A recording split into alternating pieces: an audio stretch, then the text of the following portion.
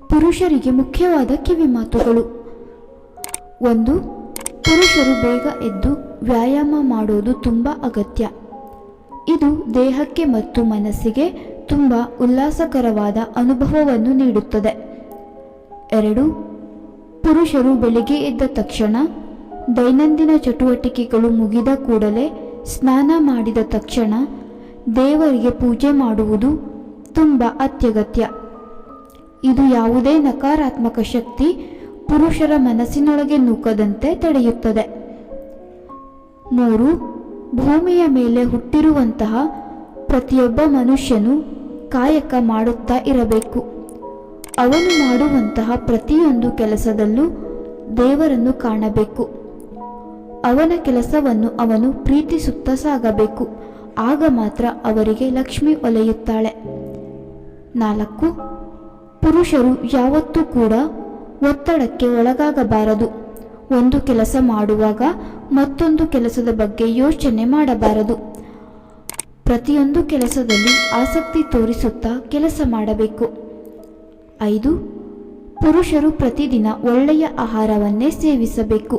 ಇದರಿಂದ ದೇಹಕ್ಕೆ ಯಾವುದೇ ಹಾನಿ ಉಂಟಾಗುವುದಿಲ್ಲ ಮತ್ತು ರಕ್ತ ಸಂಚಾರ ದೇಹದಲ್ಲಿ ಸುಗಮವಾಗಿ ಸಾಗುತ್ತದೆ. 6. ನಿಮ್ಮ ಕೆಲಸದ ಒತ್ತಡದಲ್ಲಿ ಕುಟುಂಬವನ್ನು ಯಾವತ್ತೂ ಮರೆಯಬೇಡಿ. ನೀವು ಕೆಲಸಕ್ಕೆ ಎಷ್ಟು ಪ್ರಾಮುಖ್ಯತೆ ಕೊಡುತ್ತೀರೋ ಅಷ್ಟೇ ಪ್ರಾಮುಖ್ಯತೆಯನ್ನು ಕುಟುಂಬಕ್ಕೂ ಕೊಡಿ. ಅವರಿಗಾಗಿ ಸಮಯವನ್ನು ಮೀಸಲಿಡಿ. 7. ಕೆಲವು ಪುರುಷರು ಪ್ರತಿದಿನ ಹಸ್ತಮೈಥುನ ಚಟದಲ್ಲಿ ಬಿದ್ದಿರುತ್ತಾರೆ. ಆದರೆ ಅದು ಖಂಡಿತವಾಗಿಯೂ ಆರೋಗ್ಯಕ್ಕೆ ಒಳ್ಳೆಯದಲ್ಲ. ಒಬ್ಬ ಆರೋಗ್ಯವಂತ ಪುರುಷ ವಾರದಲ್ಲಿ 1 ಅಥವಾ 2 ಸಲ ಹಸ್ತಮೈಥುನ ಮಾಡಿಕೊಂಡರೆ ಒಳ್ಳೆಯದು. ಅದು ಯಾವುದೇ ಹಾನಿಕಾರಕವಲ್ಲ. ಆದರೆ ಅದು ಹೀಗೆ ಮುಂದುವರೆದರೆ ಅದು ನಿಮ್ಮ ಆರೋಗ್ಯದ ಮೇಲೆ ಪರಿಣಾಮ ಉಂಟು ಮಾಡುತ್ತದೆ. 8. ಪ್ರತಿದಿನ ವ್ಯಾಯಾಮ ಮಾಡುವುದರಿಂದ, ಸೈಕ್ಲಿಂಗ್ ಮಾಡುವುದರಿಂದ, ಪುಸ್ತಕಗಳನ್ನು ಓದುವ ಒಳ್ಳೆಯ ಅಭ್ಯಾಸವನ್ನು ರೂಢಿಸಿಕೊಳ್ಳಬೇಕು. ಇದರಿಂದ ಮನುಷ್ಯ ಒಳ್ಳೆಯ ಜೀವನವನ್ನು ಅನುಭವಿಸುತ್ತಾ ಸಾಗುತ್ತಾನೆ. 9.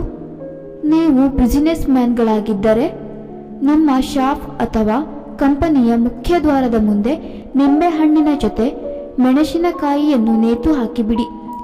ಯಾಕೆಂದರೆ ಯಾರ ಕೆಟ್ಟ ದೃಷ್ಟಿಯು ನಿಮ್ಮ ಮೇಲೆ ಬೀಳಬಾರದು. 10. ಮನೆಯಿಂದ ಒಳ್ಳೆಯ ಕೆಲಸಕ್ಕಾಗಿ ಹೊರಗಡೆ ಹೋಗುತ್ತಿದ್ದರೆ ಸ್ವಲ್ಪ ಸಕ್ಕರೆ ತಿಂದು ಹೊರಗಡೆ ಹೋಗಿ.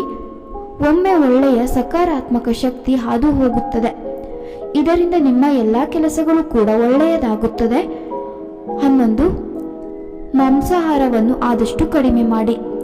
ಅದು ನಿಮ್ಮ ದೇಹದ ಮೇಲೆ ಅಪಾರ ಪರಿಣಾಮವನ್ನು ಉಂಟು ಮಾಡುತ್ತದೆ. ಒಳ್ಳೆಯ ಸಸ್ಯಾಹಾರ ಆಹಾರವನ್ನು ಸೇವನೆ ಮಾಡಿ.